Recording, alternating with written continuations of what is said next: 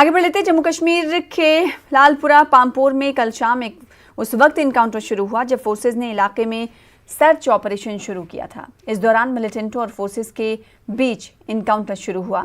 इब्तदाई मरहले में क्रॉस फायरिंग के दौरान 2 शहरी जख्मी हुए, जिनमें आज सुबह एक नौजवान आबिद हमीद मीर साकिना मिज पामपोर जख्मों की ताब ना लाकर दम तोड़ बैठा। अगरचे रात के दौरान ऑपरेशन जारी था, ताहम आज सुबह दोबारा फायरिंग हुई जिसमें एक मिलिटेंट मारा गया और एक मकामी मिलिटेंट ने फोर्सेस के सामने हथियार डालकर खुद सुपुर्दगी की। इलाके में अभी भी सर्च ऑपरेशन जारी है और कल शाम से ही इंटरनेट खदमात को मुअत्तल कर दिया गया है।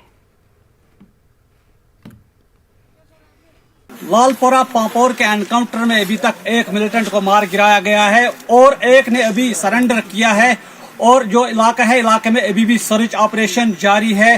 कल शाम जो 2 सिविलियन एनकाउंटर में जख्मी हुए थे, इनमें से एक सिविलियन की आज सुबह अस्पताल में मौत वाक़ा हुई है।